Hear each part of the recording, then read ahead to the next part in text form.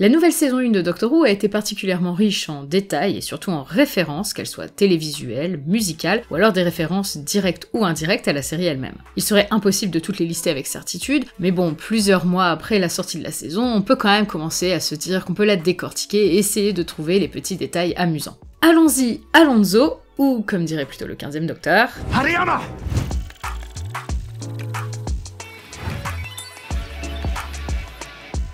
Certains événements qu'on voit dans cette saison ont déjà plus ou moins eu lieu dans Doctor Who. Sans les référencer directement, cette saison se permet donc quelques petits clins d'œil, et ça nous permet de voir à quel point elle incarne l'esprit Doctor Who. Les réminiscences dans Space Babies ont été largement pointées du doigt, mais il me semble tout de même important de les citer. Outre le fait que le vaisseau de l'épisode présente beaucoup de points communs avec The End of the World, le premier épisode spatial de la précédente saison 1, on retrouve entre autres la possibilité pour la compagne de téléphoner à sa mère depuis l'espace et un futur lointain.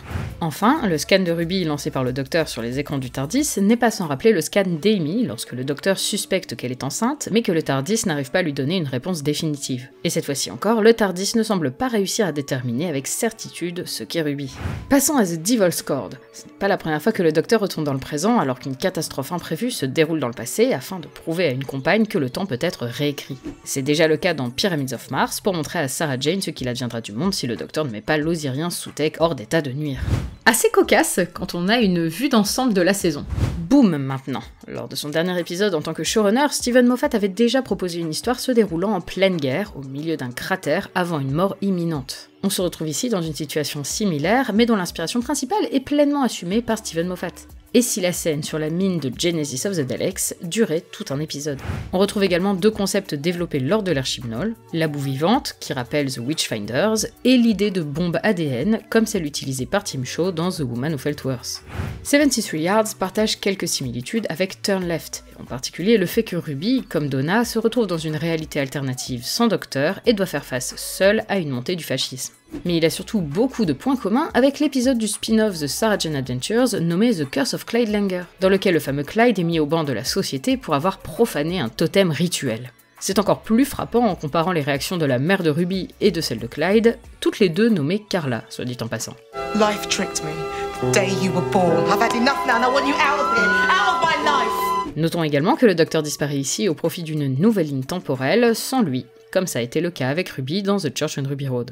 Dans le pub est servie une bière, l'Ail Llanfair-Quaerog. Je pense que ça se prononce comme ça.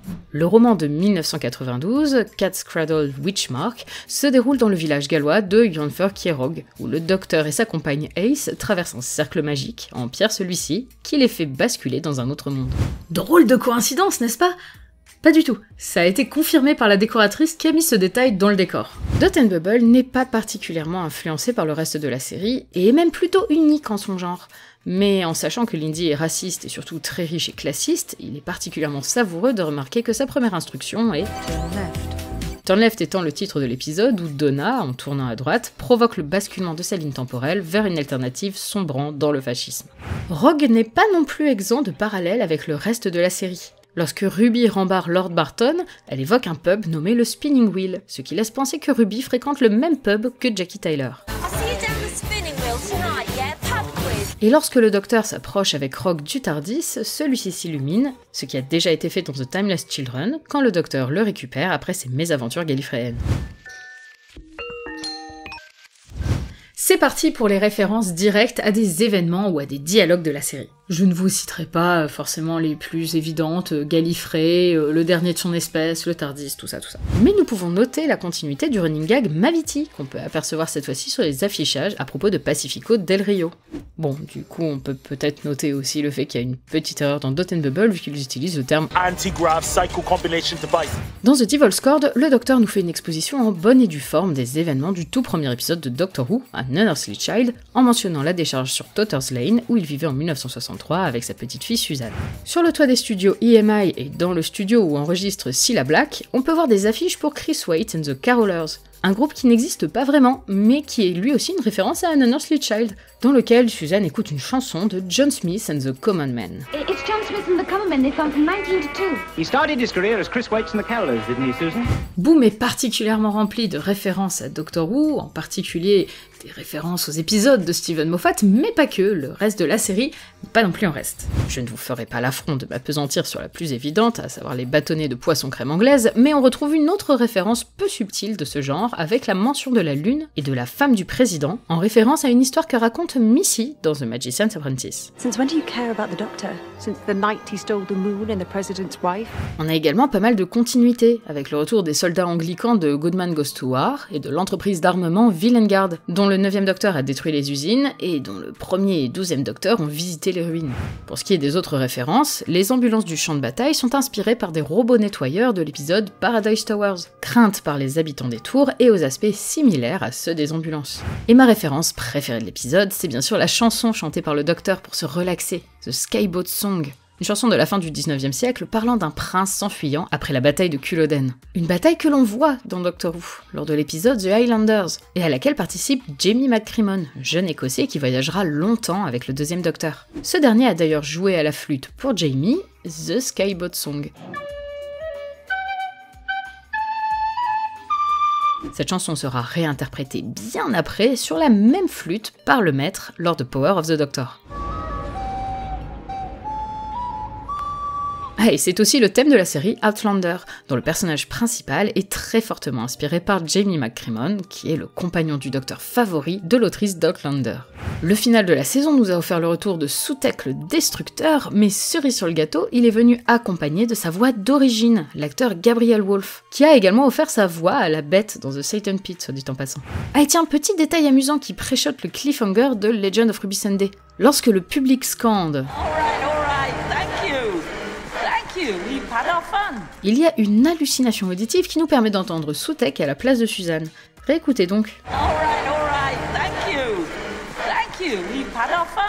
Enfin, pour finir d'appuyer les nombreuses mentions au papa de Kate, le brigadier Lethbridge Stewart, elle a une photo de lui sur son bureau. Comment parler des très nombreuses références musicales de cette saison sans commencer par l'épisode le plus évident, The Devil's Cord. L'épisode se déroule le lundi 11 février 1963, le jour exact de l'enregistrement du premier album des Beatles, Please Please Me. Derrière la table de mixage se trouve quelqu'un qui n'occupait pas réellement ce poste, mais qui a probablement été mis là pour éviter de multiplier les personnages dans l'épisode. Il s'agit de George Martin, le producteur du groupe, l'une des nombreuses personnes qui obtint le surnom de 5e Beatle, tant il a eu un rôle majeur dans l'ensemble de leur carrière. Dans les studios EMI, on retrouve le fameux piano de Mrs. Mills. Ce piano tire son nom de la pianiste de music-hall Gladys Mills, qui s'en servait pour ses disques à la même époque où les Beatles travaillaient eux aussi au studio EMI/Abbey Road. Ils ont d'ailleurs utilisé ce piano sur les enregistrements de Penny Lane et de With a Little Help from My Friends. Le piano existe toujours, et petite info pour les musicos, il existe même un site internet sur lequel vous avez le sample officiel qui recrée le son de ce piano. L'accord que Paul et John jouent sur le piano de Mrs. Mills et qui bannit Maestro ressemble à celui qui conclut A Day in the Life. Alors je précise ressemble, car même si les notes sont assez proches, elles ne sont pas jouées sur la même clé. Pourquoi cette approximation ? Sûrement pour des raisons de droit. Étant donné qu'il n'y a aucun morceau des Beatles dans l'épisode pour cette raison, c'est très probable. Notons également que There's Always a Twist at the End est probablement une référence à Twist and Shout, une des chansons que les Beatles ont enregistrées ce fameux 11 février 1963 au studio EMI. Et vous avez vu là ? C'est Murray Gold, le compositeur des musiques de Doctor Who. Et vous avez entendu ça ? C'est le même son strident que dans la chanson des Gobelins de Church and Ruby Road. Ah, et n'oublions pas les paroles très étranges de cette chanson. Ne veulent-elles vraiment rien dire, ou est-ce que ce sont des références aux épisodes à venir ? Et bah la question reste en suspens parce qu'en fait, personne n'a réussi à trouver une signification à l'ensemble des paroles. Land's End fait probablement référence à la falaise de 73 Yards, Lindy Hop à Lindy Pepperbean de Dot and Bubble, Press Send et Vault à Rogue, peut-être Boom pour Kiss the Mist, No Penalties pour 73 Yards et sa résolution dans un stade de foot, bref, l'interprétation reste totale. Maintenant faut que je vous parle de deux références moins explicites, Tout d'abord la scène sur le toit des studios EMI. En 1969, les Beatles donnèrent leur dernier concert sur le toit de leur studio de l'époque, Apple Corps.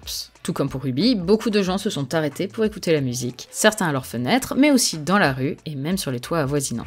Enfin, Maestro sortant du piano n'est pas sans rappeler la scène dans la neige du film Help, dans laquelle les Beatles interprètent la chanson Ticket to Ride. On voit John Lennon allongé sur un piano, donnant l'impression qu'il en sort.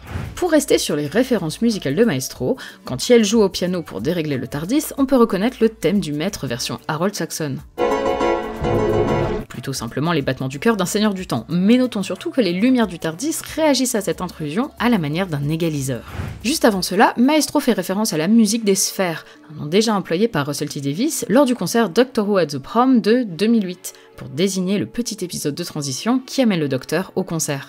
La musique des sphères, c'est une théorie selon laquelle l'univers repose sur des accords harmonieux, par exemple que les distances entre chaque planète correspondent à des intervalles musicaux.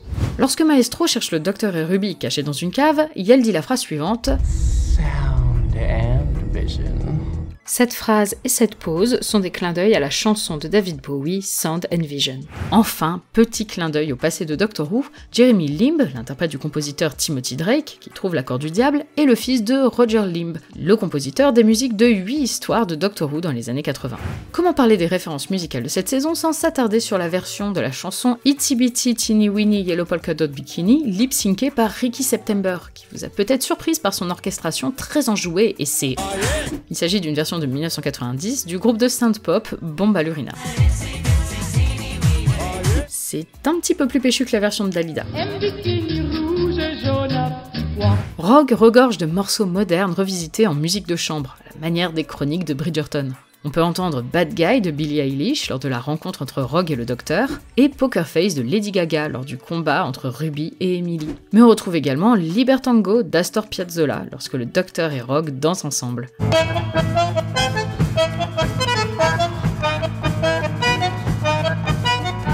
Une musique qu'on connaît surtout en France pour sa reprise par Guy Marchand, Moi je suis tango. Moi je suis tango, tango, j'en fais toujours un peu trop. Moi je suis tango, tango, je connais des limons. Autre musique anachronique, il n'est probablement pas innocent de faire chanter Pure Imagination au Docteur de Ncuti-Gatwa, qui est une chanson du film Charlie et la chocolaterie de 1971, ainsi que du film Wonka de 2023. En effet, avant d'auditionner pour le rôle du Docteur, Ncuti-Gatwa avait dit à son agent qu'il avait 2 rôles qu'il adorerait faire, le Docteur ou Willy Wonka. Donc, l'espace d'un instant, il a eu les 2. Moins nombreuses que les références musicales, les références télévisuelles ont quand même eu la part belle pendant cette saison. Au point que parmi les théories de fans qui étaient assez populaires, il y avait l'idée que Ruby et Susan Twist étaient liées à l'histoire de la télévision. Space Babies a ouvert le bal avec un double clin d'œil à Star Trek. Is that like a mat transporter like in Star Trek?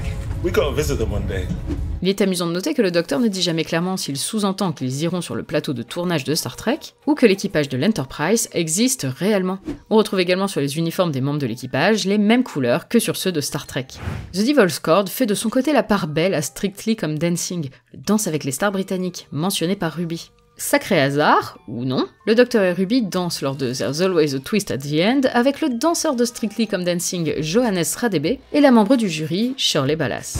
Dot and Bubble est un épisode qui ne cache pas sa ressemblance avec Black Mirror, qui est une série d'anthologie qui s'interroge sur les effets et les conséquences de l'usage des nouvelles technologies. Russell T Davies a carrément dit que c'était l'incursion la plus franche de Doctor Who sur le territoire de Black Mirror. Dot and Bubble est particulièrement proche de l'épisode Nosedive, qui dépeint un monde pastel et hypocrite où les gens ne sont aimables et souriants que pour obtenir une note de 5 sur 5 de la part des personnes qu'ils croisent.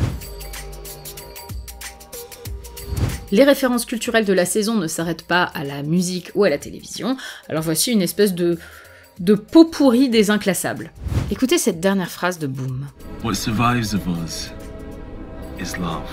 C'est une citation du poème An Arundel Tomb de Philip Larkin, et c'est à propos d'une statue d'un couple se tenant la main, leur amour immortalisé dans la pierre, bien après la mort du véritable couple.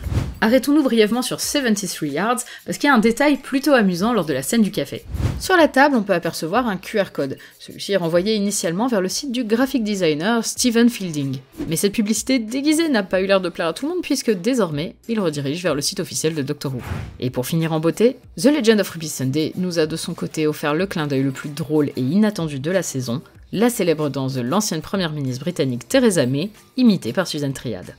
Et voilà, on a fait le tour de pas mal de références et d'easter eggs cachés tout au fil de cette saison. J'espère avoir réussi à vous en faire découvrir quelques-uns. On remarque surtout la part belle faite à l'histoire de Doctor Who et à la musique de manière générale. Ça a été un plaisir de disséquer tout cela pour vous, espérons une saison 2 aussi riche. Zoubi les Arby, et à très vite.